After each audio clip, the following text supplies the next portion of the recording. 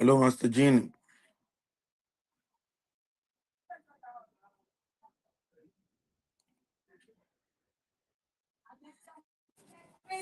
All right. Excellent day to you all from everywhere you're listening to me from. This is Dr. Adekunle Badmos, the global president of the Global Process. You're welcome. So it's the mind surgery revolution of the global clusters. We're saying instead of end SARS, instead of end bad governance, instead of occupy NAS, let's engage in the mind surgery revolution. I hope that you know my our people will be upping in right now. The mind surgery is has come to stay, and it's a revolution that resonates with everyone. Having said that, I want to actually, let us quickly have the promo video, while we dive into it. Over to you, Master Jenny, for the promo video, please.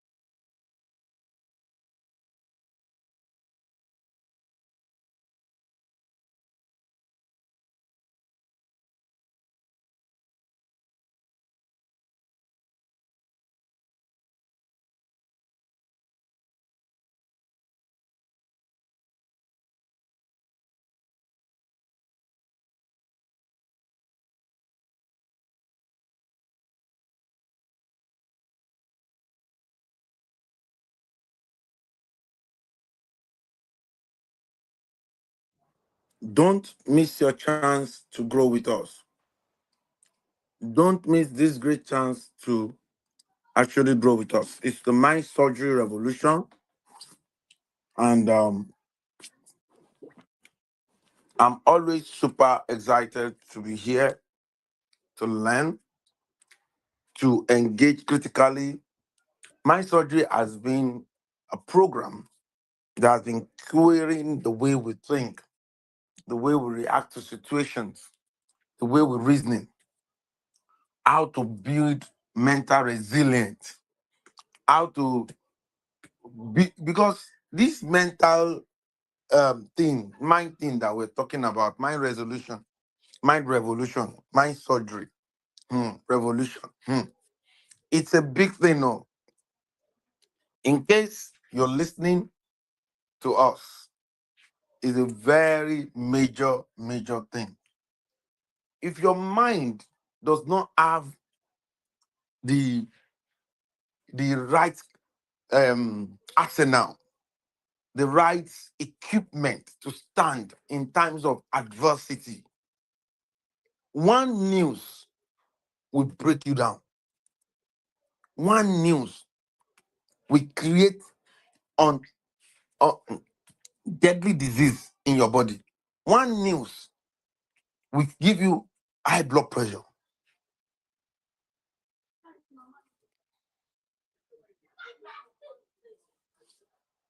One news.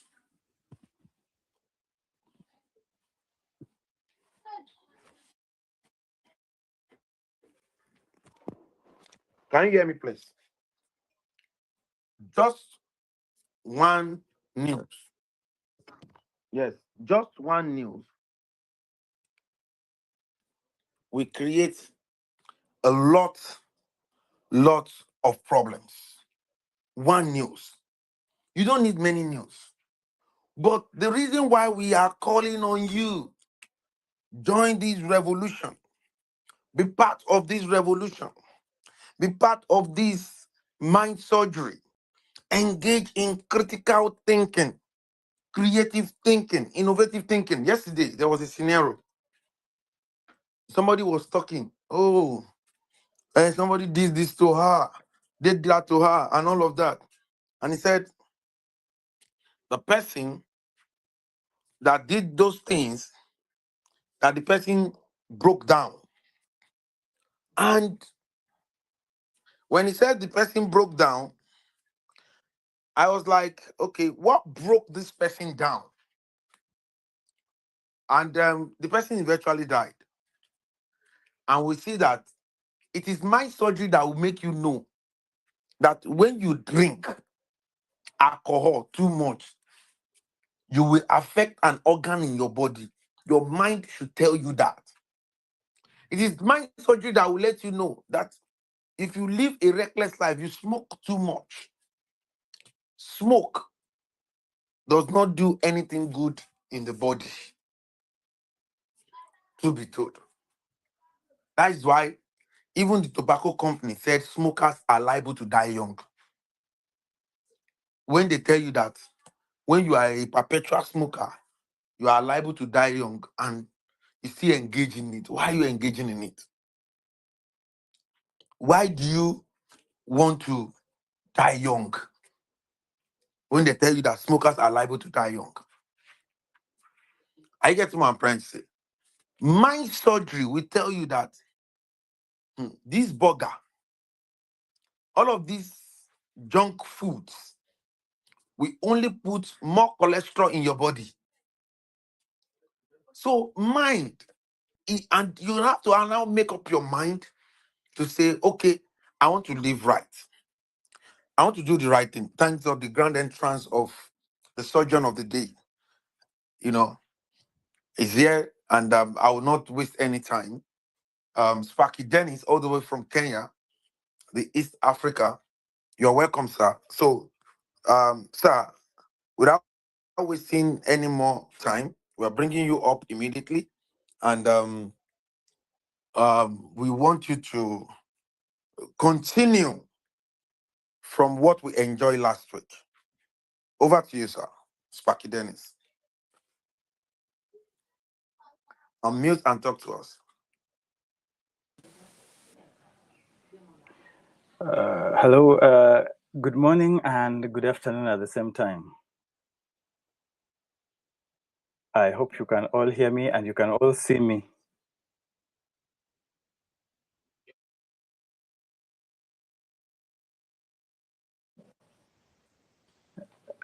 Yes, I'm just trying to fix it. Thank you. Can you see me now? Can you hear me? Yeah, yes, we can hear you. We can see you. Thank you very much. Apologies for the lateness, and thank you very much for waiting for me and according me this time. Yes, I've just rushed in from another presentation, and I also had to come for this one. Thank you very much for your patience. Now, yes, last time we were discussing relational detox, and we did part one, which was focusing on identifying toxic dynamics of a relationship, understanding conditioning that makes us want to stick into those relationship, and also building self-awareness so that we know what we are in, what we are going through, and how we can come out of it. It was quite a lengthy one, and we had to break it into two so that this time round we focus on the part two of it. Now, on the part two, we were looking at how you yes. Can you move your camera a little bit backward, because we can't see your head fully? The camera, we need to see the whole of your head. It's cutting your head. The hair like this. Good. Go ahead, sir. Like that. Mm-hmm. Okay, thank you very much for that.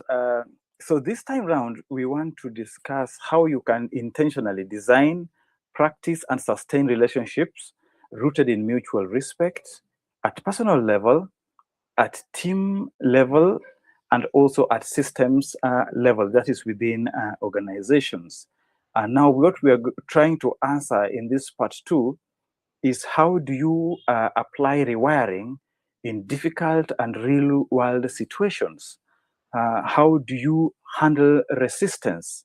And also, how do you build environments where healthy dynamics are the norm, not the expectation? So we are in relational practice, designing and sustaining healthy relationships, healthy relationship systems. So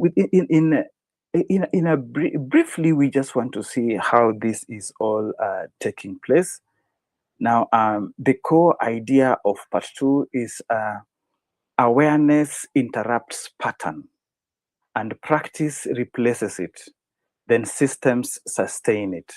Awareness interrupts the pattern, practice replaces it, and systems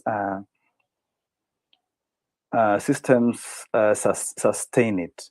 So why awareness alone is insufficient? So this is what we are trying to look at so that we see and go on with it.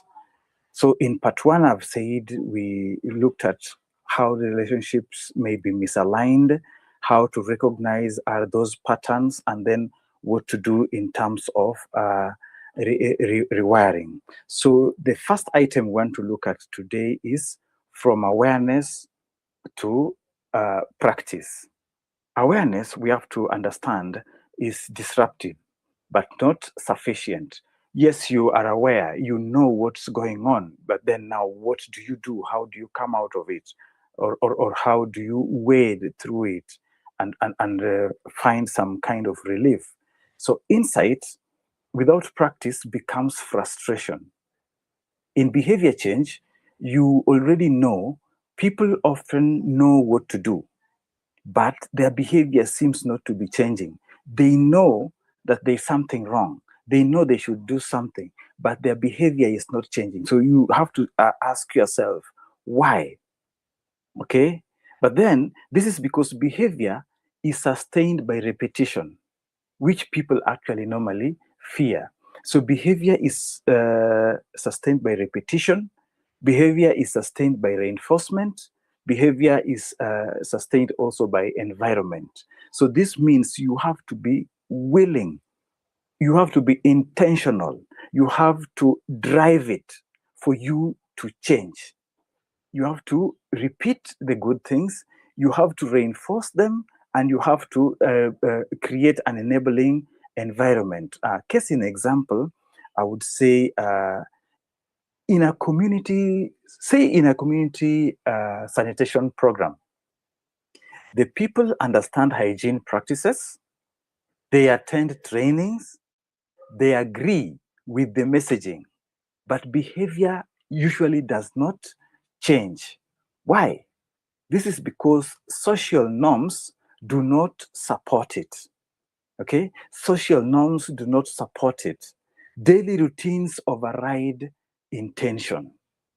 In sanitation, I would go, if you permit me, I would go to a length and say we've seen in sanitation programs where people are fighting open defecation.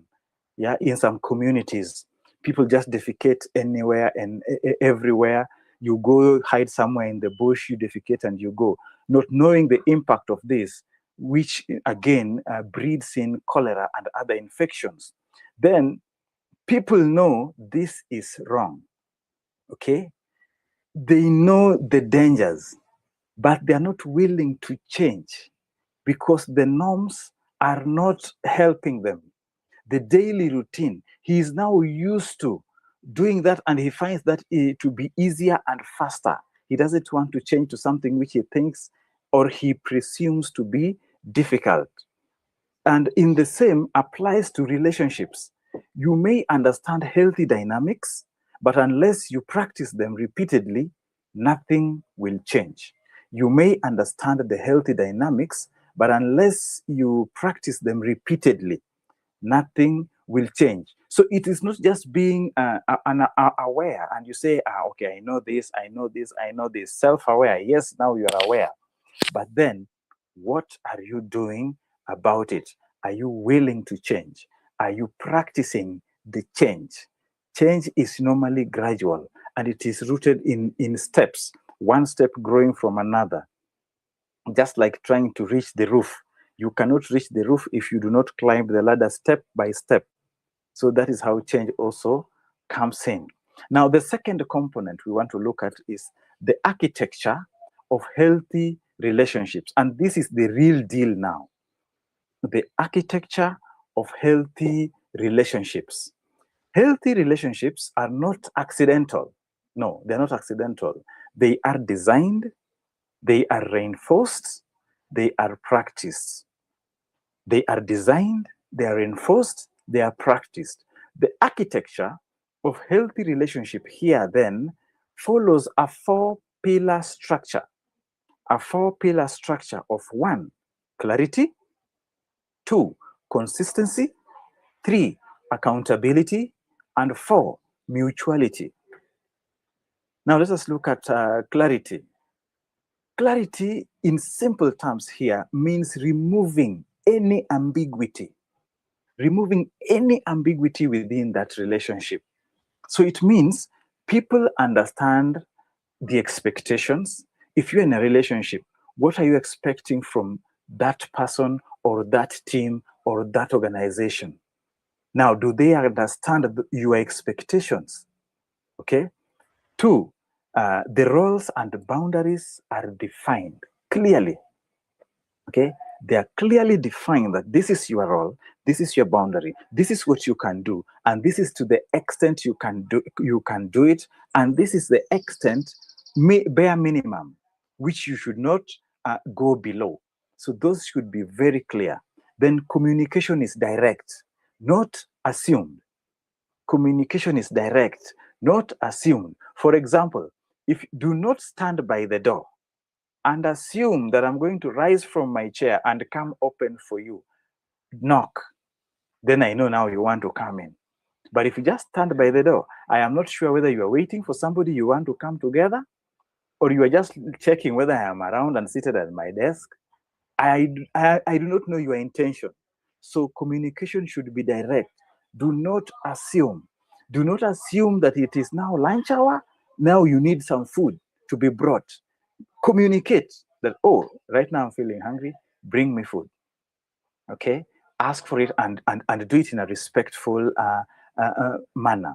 So when clarity is missing, people will just do guesswork. And when they do guesswork, the next thing they will do is misinterpretation, and misinterpretation therefore will increase. So when people are doing guesswork and they're doing misinterpretation, then frustration also builds up. All these three put together brings a confusion which will strain the relationship more. So most relational conflicts is not emotional, it is structural. It comes from lack of clarity.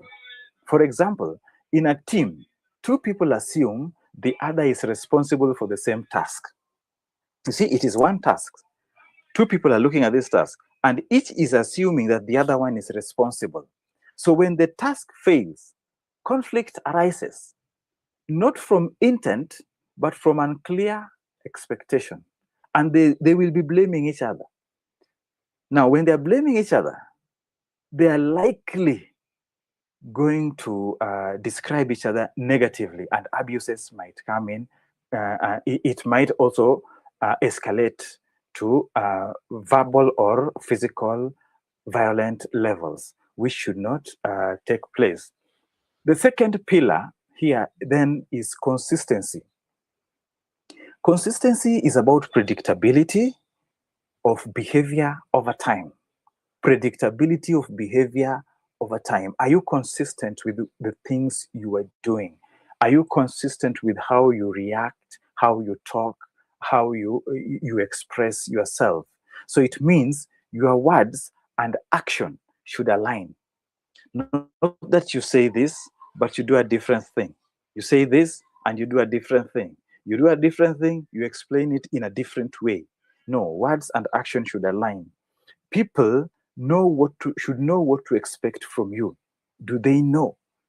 And when whatever they expect, is this what they get? Are you consistent with the expectations? 3, are you building a trust gradually through repetition? Okay, are you building trust gradually through repetition? Yes, so that is very, very important. So without consistency, relationships feel unstable, and trust also become very fragile, because you're not sure whether to trust, whether to believe, whether not to believe, whether to invest in it or not. So the trust there is quite fragile.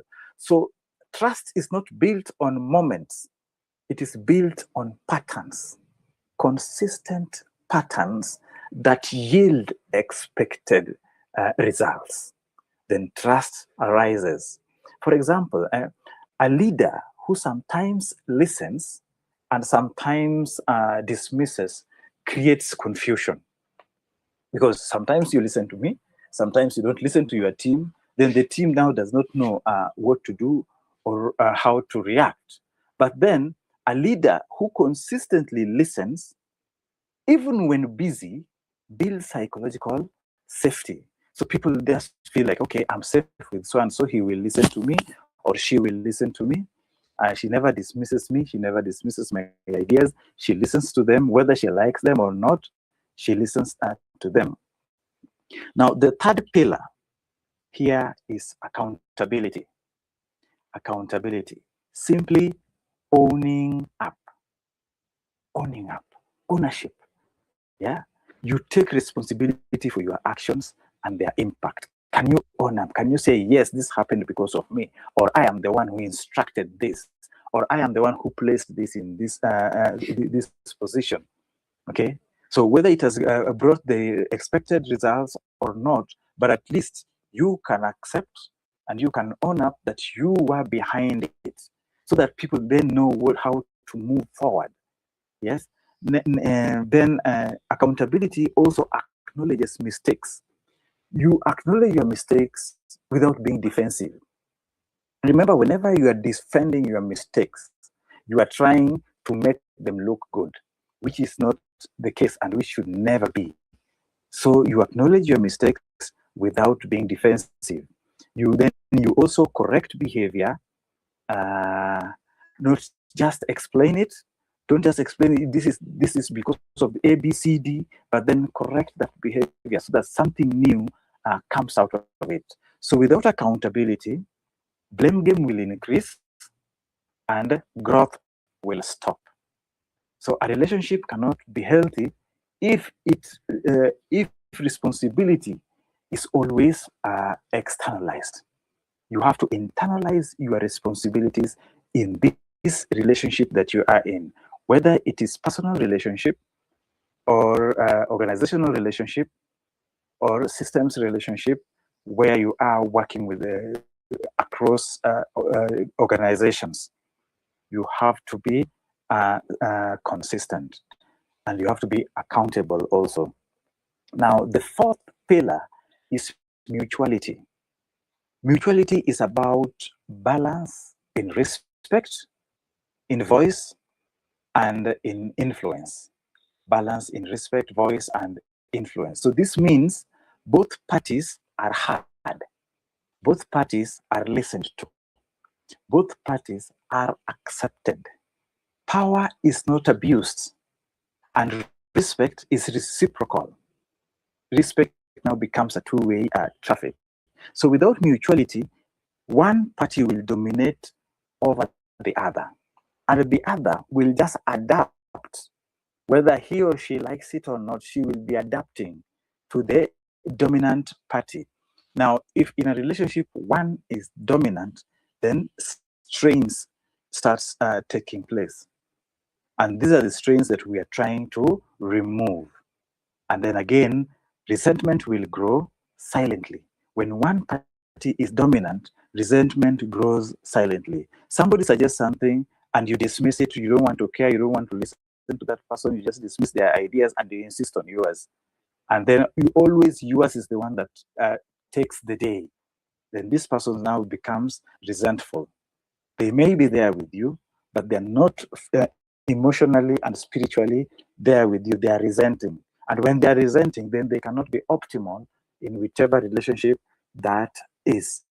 For example, in a conversation, you find that somebody speaks 80% of the time and makes all the decisions, rarely inviting input or critiques.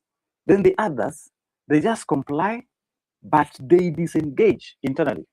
They are complying, but they don't really feel part of it. They disengage. Therefore, when clarity, consistency, accountability, and mutuality are present, relationships become stable, respectful, and productive. But when they are absent, then dysfunction takes place and becomes quite predictable. Okay, now let us move on to a third component of a relationship detox, which is practical tools for daily relationals. This is where rewiring now becomes visible. And the first one we look at is boundary setting. Boundaries here then are not rejection. They should not be taken as rejection, but they should be taken as demarcations. They are definitions telling us where not to cross and where to operate within. They're like a fence. A fence is not rejecting anyone, but it is telling somebody that this land is owned by a different fella. So if you are coming here, then this is what you should do. First of all, knock at the gate or ring the bell if they require the bell, so that you are allowed to come in. Then when you come inside that compound, inside that fence, then again you're given to do and not to do lists. So boundaries are just definitions. Now, Henry Cloud and John Townsend, in their book called Boundaries, say that boundaries define where you end and the other begins. Boundary defines where you end and the other begins. For example, instead of overcommitting and resenting, overcommitting means you committed more than the bounds. You say, I am able to take on right now, but I am unable to take on right now, but I can support in this way. You don't want to cross the boundary. I am unable to do whatever you are asking me right now. Yes, but then I can support you in 1, 2, 3 ways. So it's respectful, it is mutual, it is clear, it is consistent. Yes, that you never dismiss, you always offer to support. Okay. Then the next one is difficult conversations framework. Okay, difficult conversations framework. And here we are talking of observation. You observe without judgment. When the conversation is now becoming difficult, can you observe as the other is talking without judging your partner? Okay, can you describe the impact that this is what I'm feeling whenever you talk to me this way? This is what I'm feeling, and it doesn't go well with me. Okay, can you express your need? Yeah, express your need, and then also invite response. For example, you could say, I have noticed in meetings, I'm often interrupted. It makes it difficult for me to complete my thoughts. I'd appreciate space to finish. What do you think? You know, you're talking to somebody and you're telling him, I've noticed in meetings I'm often interrupted. It makes me difficult to complete my thoughts. And I'd appreciate if you don't interrupt, but give me space to finish. What do you think? Then that person now will even explain why they will always interrupt you. Okay?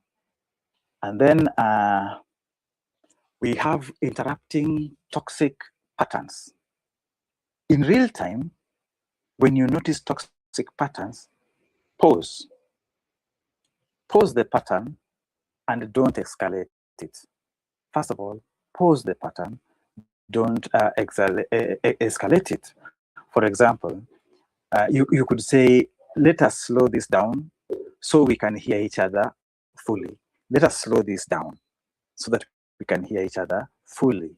Or let us explain this so that we understand each other. You explain your part, I also explain your part. So you do not correct behavior by attacking identity. This is where most of us go wrong. We attack the identity of the misdemeanor. So you cannot correct behavior by attacking identity. You do not correct it by name calling, but you will correct it by identifying and naming the patterns. Up to there, are we still together?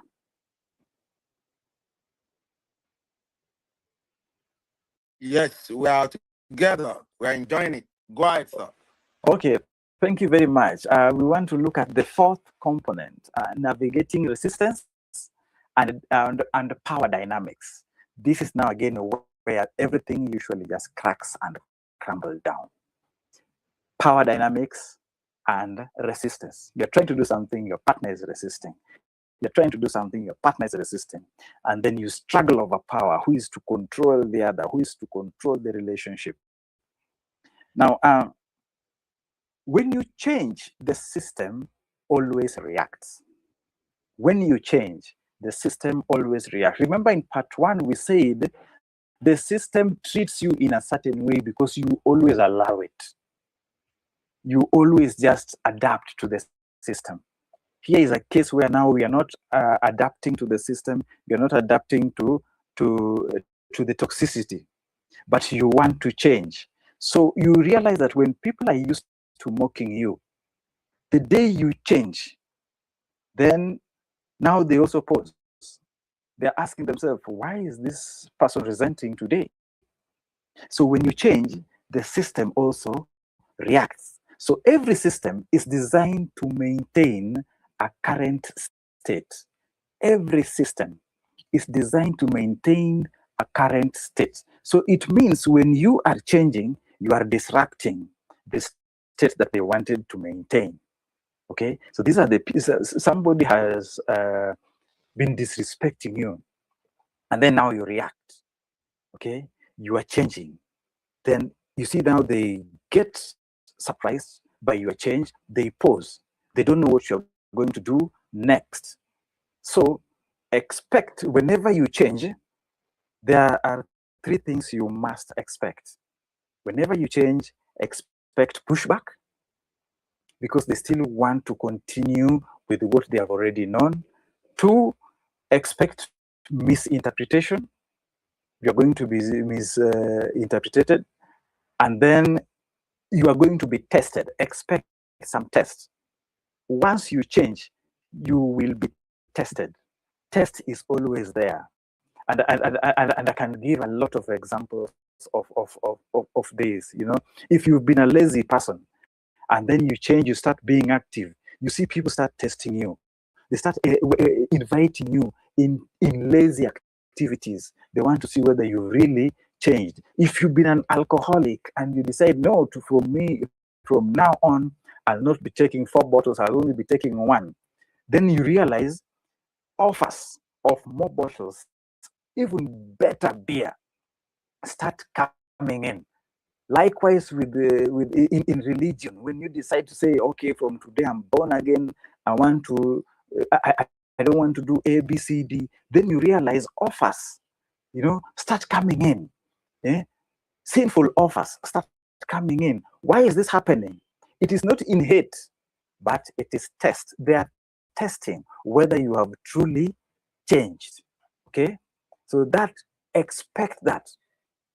Then again, now I would also give another example that a junior staff who's never been speaking up in meetings starts speaking up.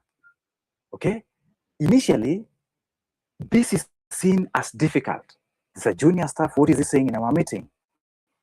Okay? But over time, people start thinking deeper. Hey, so and so has changed. And nowadays he's speaking, he's opening up. So what has changed?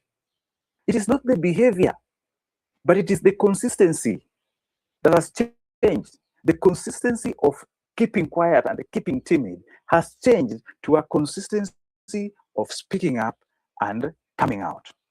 So, okay, it's okay. I had some microphone on. So, consistency converts resistance to acceptance. Consistency reverses resistance into acceptance. Then again, in this also, there is power reality. Okay, power reality. You have to recognize that not all environments are safe. Not all environments are safe. So you have to really judge the environment. This is where now self-awareness comes in. The dictates that we discussed in self-awareness will help you now judge the environment to see whether it is safe and whether it's not safe and to what extent. Then, not all change is immediate. Mostly change is gradual. It starts by testing whether I can really change. And then yesterday I changed. Today, can I press on? The following day, can I press on further? Can I introduce something new? That is quite important. So you must assess when to persist, when to adapt, when to disengage. You must assist in this power game when to persist, when to adapt, and when to disengage. Now, we move on to the fifth component, building relational culture at systems level, building relational cultures. So relationships at this particular level escalates and they scale into culture. Relationship scales into culture. You see sometimes how culture is formed, something that we've been relating with and how we've been relating with it normally morphs into a culture. That's why people say it is not our culture to do this. It is not our culture of this community to do this. It is not the culture of this institution to do this. It is not the culture of this department to do this. Where is this culture coming from? The way they've been relating with themselves, with each other, with their tools, and with their intention. So culture is repeated behavior at some scale. Repeated behavior at some scale. Now I'm talking in terms of relationships. So what shapes culture? What shapes culture? You realize that what shapes culture is that what is rewarded shapes culture. That thing that is rewarded, that thing that is ignored shapes culture, and also that thing that is corrected shapes culture. For example, I would give an example of two organizations. Organization A, feedback is discouraged, silence is rewarded. Feedback is discouraged, silence is rewarded. And I know you are very familiar with this. It's very common with governments and politics. But then in organization B, feedback is encouraged, mistakes are discussed. Feedback is encouraged, mistakes are discussed. So what are the outcomes? One will stagnate, the other will evolve. Where feedback is discouraged, there will be stagnation. Where feedback is encouraged, there will be some kind of evolution. And that impacts on culture. So therefore, you do not build culture through systems. You build culture through tolerated behavior, which in turn now builds the system. Tolerated behavior. So now let us look at the sixth component, which is self-awareness as continuous practice. Self-awareness is not a one-time realization. To me, it is a discipline. And as Carl Jung says, until you make unconscious conscious, it will direct your life. Until you make the unconscious conscious, it will direct your life. So daily reflection is quite important for this. Yeah. And these are some of the prompts you can use for your daily reflection. Where did I default today? Where did I default today? Where did I choose differently? Where did I choose differently? And 3, what triggered me? What triggered me? Whatever you did, what triggered you? That is quite important. Okay. Then now the 7th component, as we do our detox, we have to look at relational resilience. Relational resilience. You will relapse into old patterns. Now, resilience here is not about accepting tensions. No, it's not about accepting tension.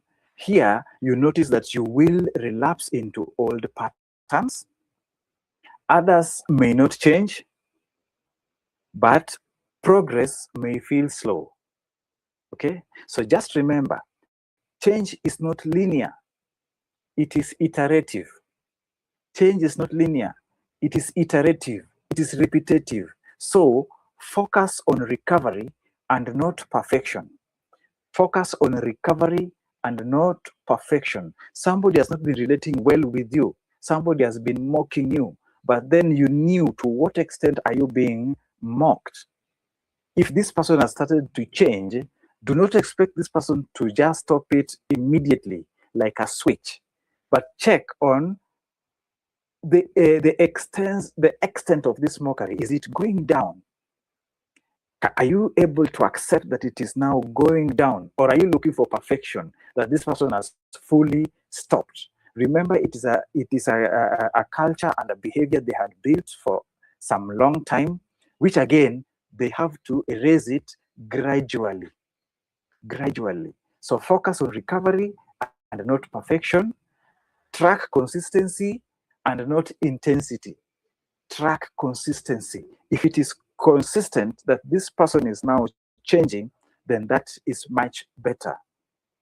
So you set a boundary. For example, you set a boundary, but later overextend again. Instead of self-criticism, what you do is you recalibrate yourself. Don't over-criticize yourself lest you fall into depression, but recalibrate yourself. So note that resilience here is not ability to return to intention and not the ability to withstand toxicity. I'm sorry, the resilience here is the ability to return to intention, the good intention, and it is not the ability to withstand toxicity. So don't withstand toxicity and say you are resilient. You are not resilient. You are adapting. You're adapting to something that is going to harm you, and the harm comes from internal self. So resilience here is the ability to return to intention, good intention, and not the ability to withstand toxicity. The 8th component, we are almost coming to an end.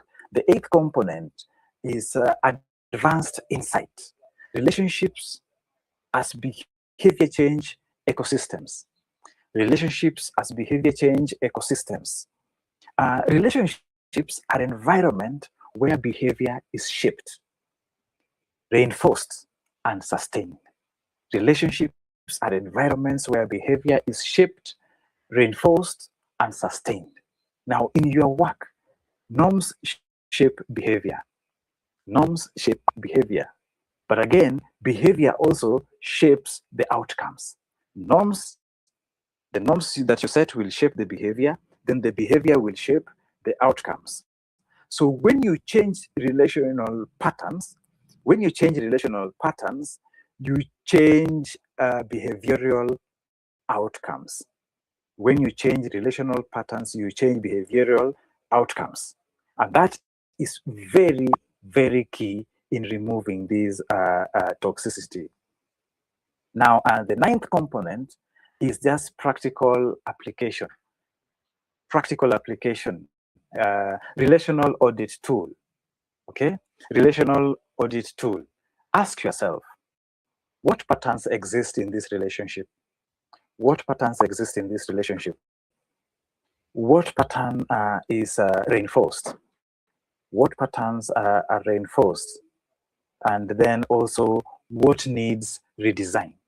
What needs redesign? So you can also give yourself a 30-day practice to see whether you can build on one boundary, one conversation, or even one behavioral shift. You can do a 30-day practice, yeah, to see what you can do with one boundary. Just set one boundary and see whether you can stick by it, or one conversation, see whether you can stick by that, the parameters of that conversation. Then behavioral shift, see whether you can do that. And so in Atomic Habits, we have this book called Atomic Habits. We realize that small changes consistently applied, create systemic transformation. Small changes consistently applied create systemic transformation.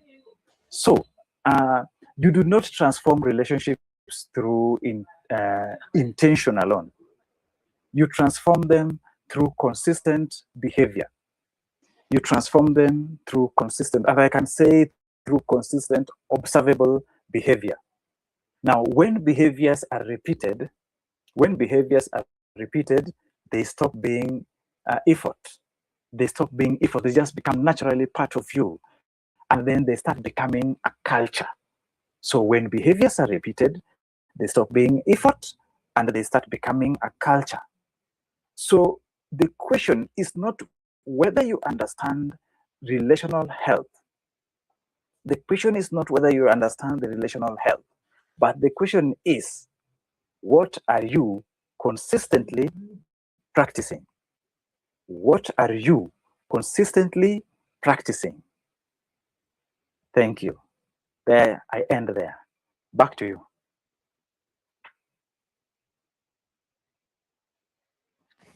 This is spectacular. This is amazing. Wow, Thank you. wow, wow, Thank wow, wow, wow, Thank wow. you.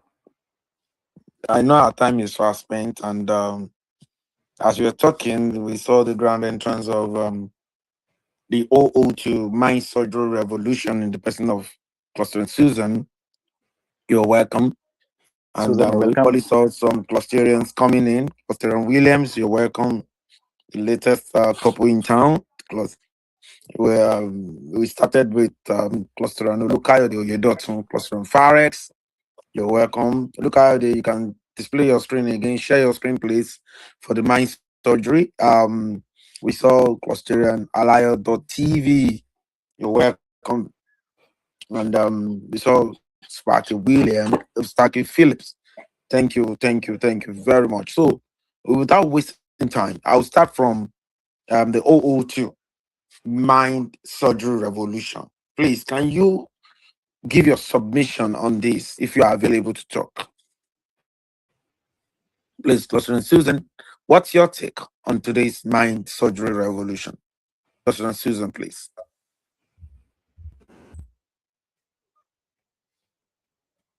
Thank you very much. You're welcome. The Global President, and thank you so much for people who have also participated today. Thank you so much, Dennis. You have done a very good presentation. I'm just settling in from Uganda. I have been in Uganda for the last couple of days, so I'm just settling in. And I came in when the conversation is actually on just shaping their behavior. And so far so good, we are doing well. As we speak, I'm just looking at the calendar and looking so far at where we are, and indeed it's good progress. We are slightly behind schedule by certain elements, but so far so good. Thank you, Dennis, for Welcome. just being there. And I want to highlight something just briefly on the calendar. Just give me a minute.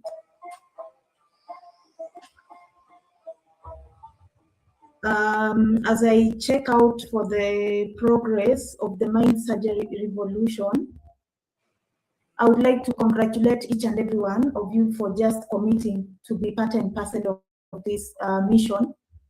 And our target is basically to ensure that eventually we are better positioned to be better people in society. So far, so good. We started off with the goal setting in January, and now we went further to emotional intelligence, and I believe you all gained from that.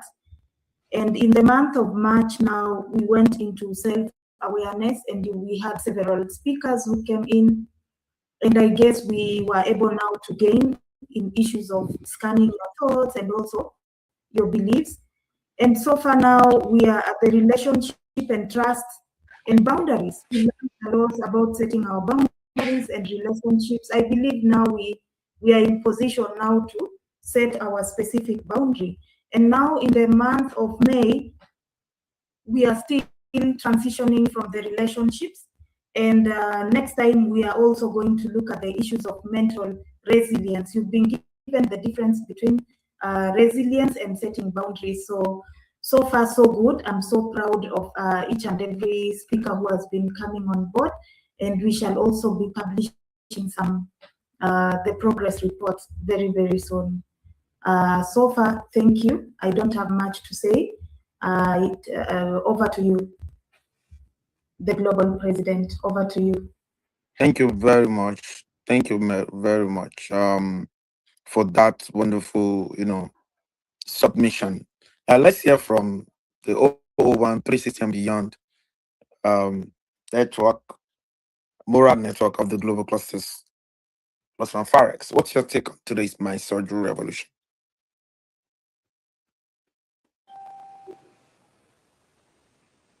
Good morning.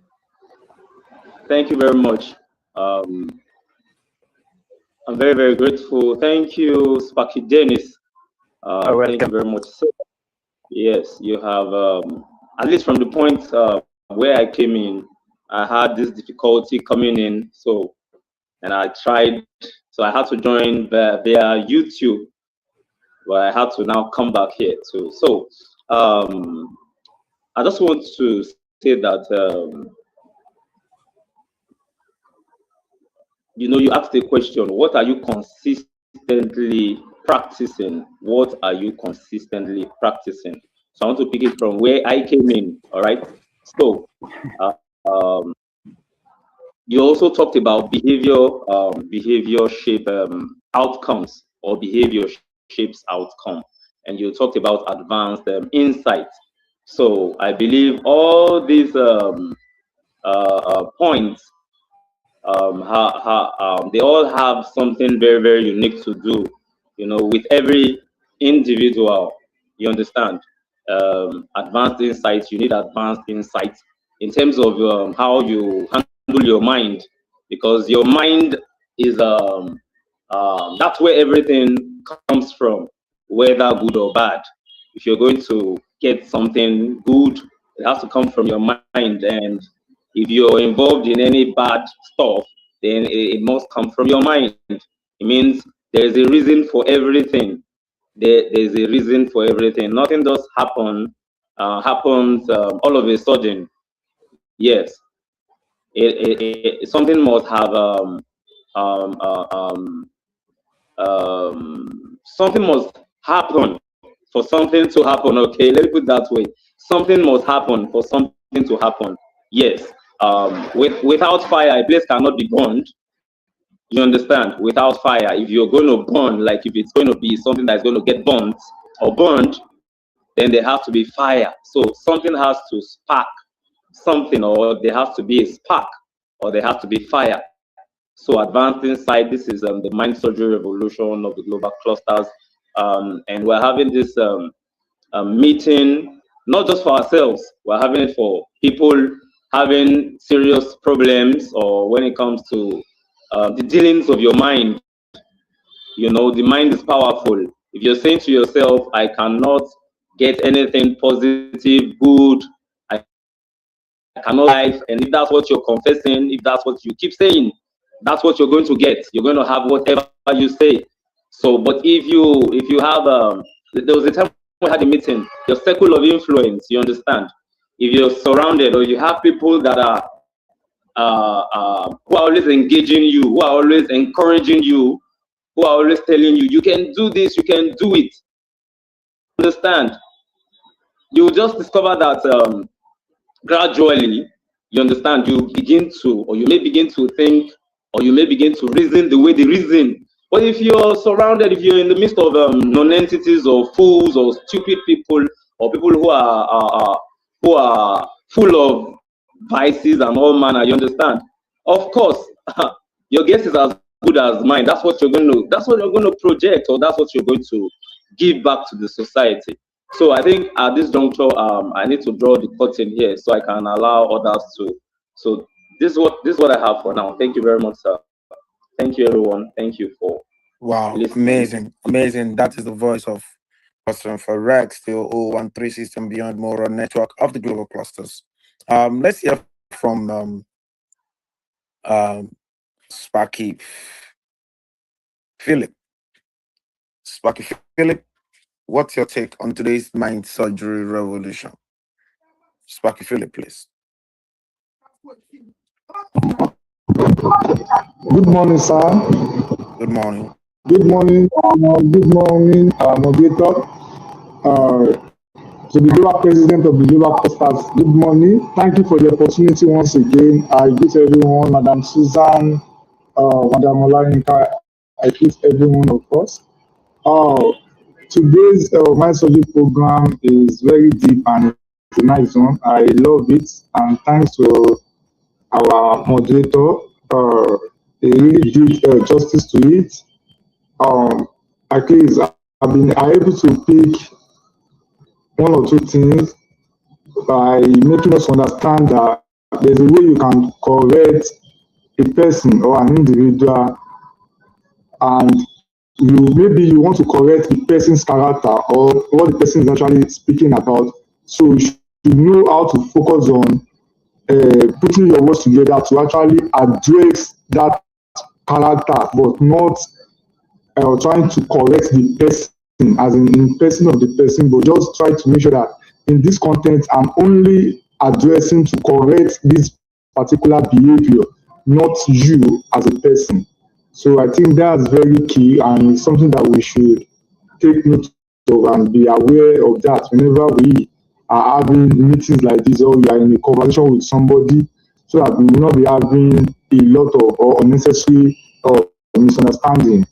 And we should understand and be able to give people some level of chance to make a change, because change does not happen immediately. So we should understand and give people chance to adopt to change or to correction, whichever the case may be. And I will speak about when he was telling us about building relationship concept led through. So relationship builds culture. I think I agree with that our culture are being built and put together as a result of relationship, because culture is in different ways from different ethnics, from different parts of the world. And I think that is as a result of the way the people in the early days, the way they behave, so they start to realize that, oh, in this part of the world, this is the way we do our things, and that starts to form their own culture.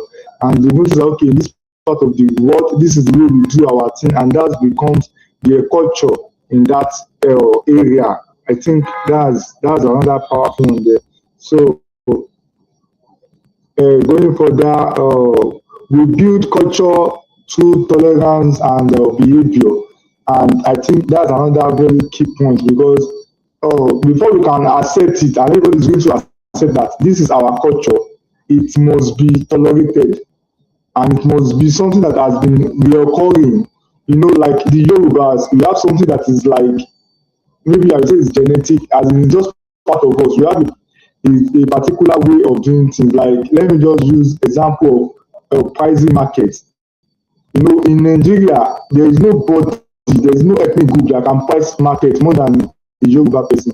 The Yoruba man or woman wants to buy something, say, this thing is 5 naira.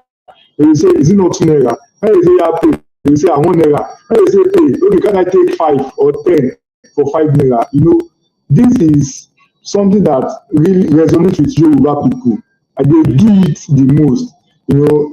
So that's it on that. I really just want to start stressing it more because I believe we all understand it more deeper than this. So then another key thing is that norm change behaviors change the outcome, and I think this is applicable to the society, to organizations, and to a nation. When everybody understands this, then we should be able to make reasonable things that will actually improve the society to be our norm. So that way our behavior will be well shaped. Then the outcome that we are going to get as a nation, as a family, as a society will be something that will be sustainable and something that is going to help build the younger generation that is coming behind us. That will be my submission for today. Thank you, everyone. Thank you for listening. Thank you for the opportunity for me to speak this morning. Wow, amazing. That is an amazing contribution from Sparky Philip. Thanks for that great contribution. Let's hear from Cluster Williams. What's your take on today's mind surgery revolution? Cluster Williams, please.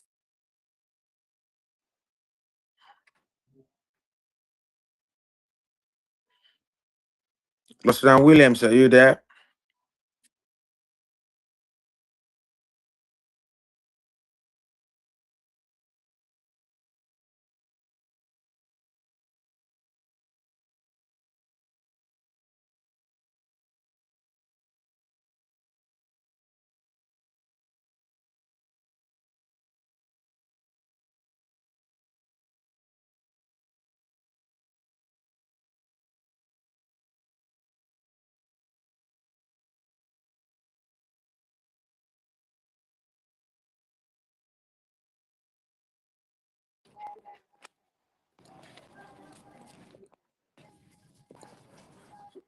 Okay.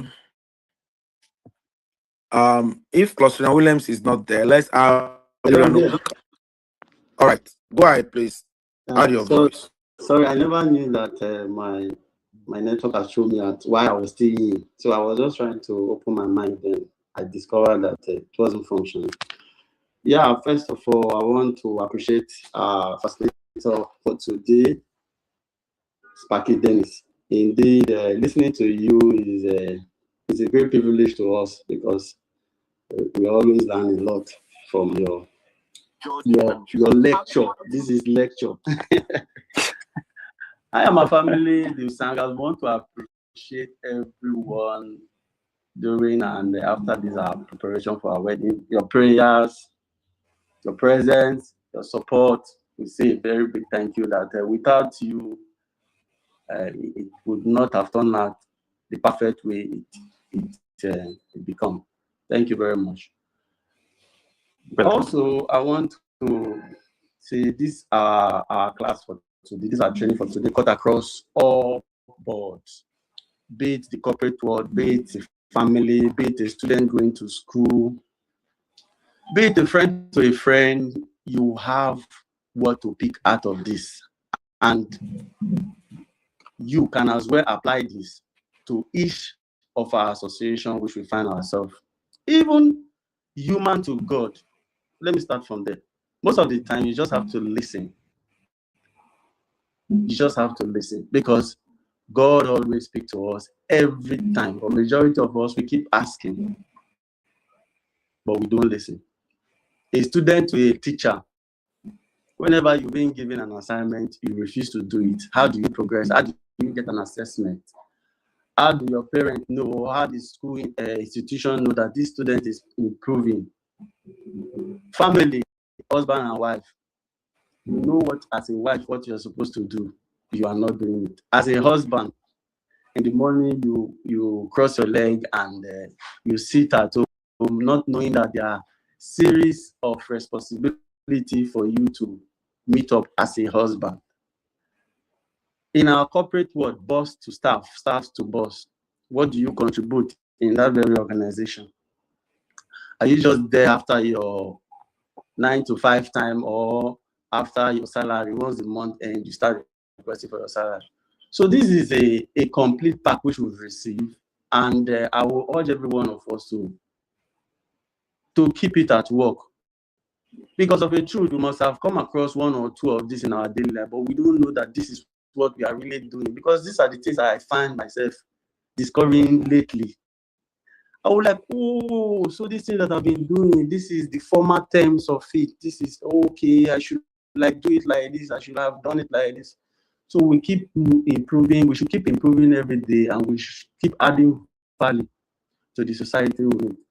You can come up to teach. You can come up to instruct. In your daily life, like my boss will always say, the person of Michelle Uko, make sure you add value to at least 5 persons in a day, because that is what they will take home, and that is what you will feel fulfillment in. In every organization we find ourselves, in every sphere of life, we shouldn't see ourselves as the island of all. Just like the example Mr. Dennis gave, when you always interject somebody who is trying to make a point. Majority of persons in the corporate world are guilty of this. Mine must be the best. Mine alone must be heard. No, society don't work like that. We should see how possible we can bring everybody in and make it work. That is only when the society can grow. That is only when we can improve as a human. Dr. Badmus will always say, a developed society does not develop alone, but the developed mind that is in the society. That is how the development can spread across board. Just for example, somebody that has not been poor, you're asking he or she what is poverty. It cannot really explain. It cannot really understand that word. So I would like to draw my curtain here so that other persons can contribute. But bigger thanks to Sparky Dennis. I really appreciate this very lecture. Thank you. Thank you. Thank you very much. Wow, thank you very much, Cluster Williams. Let's have the 002 certificate revolution in the person of Cluster and Olukayode Oyedotun. Olukayode Oyedotun, what's your take on today's mind surgery revolution?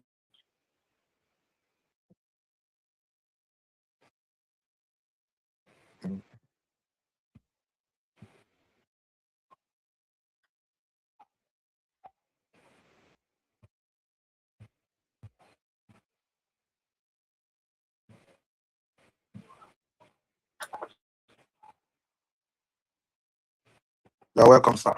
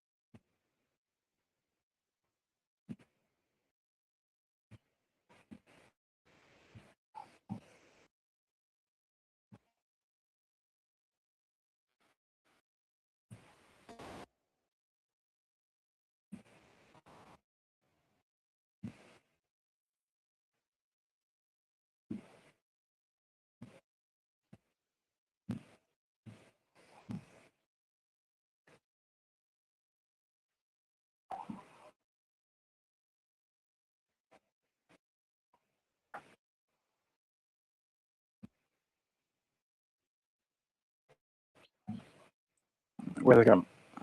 Welcome.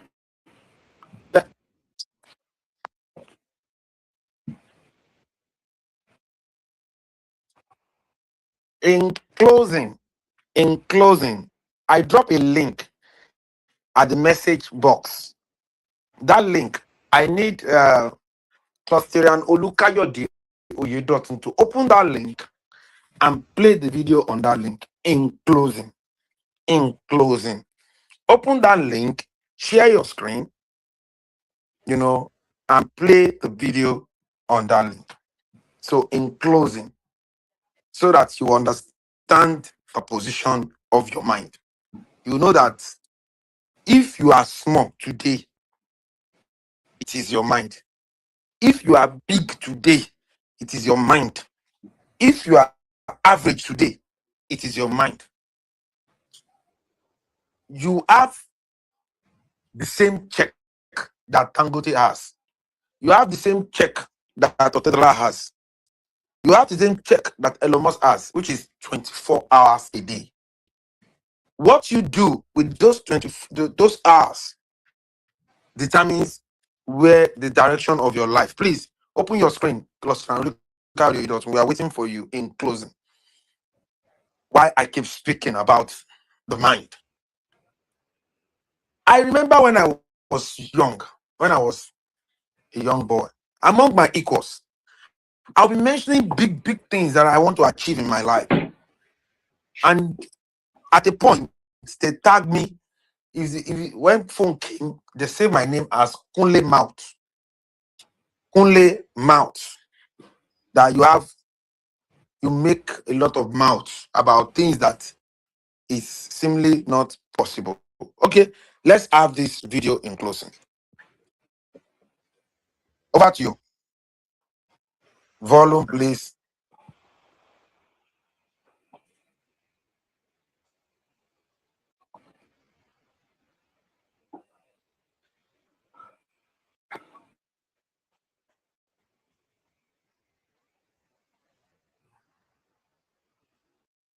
We can't hear you.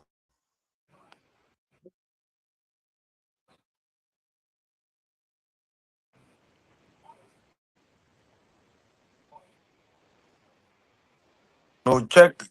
Yes, you can hear it now. Mhm.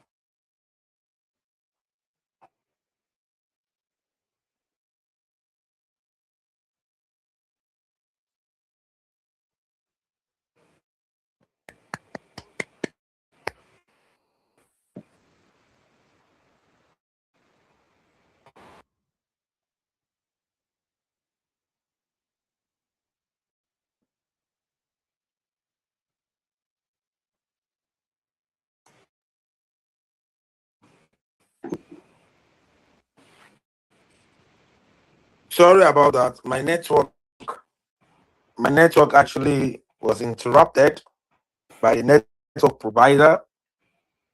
So thank you very much. I hope we can, the link is there. We can listen to it all over. I believe it's a power pack message of a summary of everything we have been doing in the mind surgery revolution. And for you to understand a place of your mind, I hope we're able to perform another surgery on you today. Having said that, I want to draw the curtain here today. And in drawing the curtain, I want to remind every one of us of everything we're doing, the digital literacy, the power projects, the project ARE that we're trying to, spread across, and the GCA, coordinators are needed on all of these projects. Please, we want every clusterians, every Sparky to be engaged meaningfully. You are the one Africa is waiting for. Africa needs you. Africa needs you to move from where it is to where it ought to be. Please, Sparkies and Clusterians, you are the only hope. Just to let you know, if you don't do it, no one else do it. I'm telling you, it has been like that. Africa, we're big, rich in resources, rich in everything, but yet we are still small. We are regarded as third world continent. Well, having said that, I want to draw the curtain by saying, who are we? We are a consortium of professionals or aspiring professionals, technocrats or aspiring technocrats, entrepreneurs or aspiring entrepreneurs, where we share accurate knowledge of our industry. Why? Because it gives us the right power, accurate information, because that is the bridge between where we are and where we ought to be. Accurate connection, because to whom we are connected to determines what we collect. Someone just reach out, a very top person in the United Nations just reached out from all the way from Dallas early in the morning, called me and said, I want to be part of the global clusters. And that is the essence. We want to attract the right people, or those that are aspiring to be great leaders. If you are aspiring to be great technocrats, you are aspiring to be great professionals, you are aspiring to be great entrepreneurs. This is your community. This is where you belong. And we want you. Immediately the woman said, Ambassador, I would love to be part of the global clusters. And she's coming very powerfully, coming to add value to everybody's life, all the way from Dallas, Texas. It was 2 a.m. on their end, and she's calling. And that was around 8 p.m. West African time. So having said that, today by 5 p.m. West African time, 7 p.m. East African time, we will meet again and discuss survival strategies in the new normal.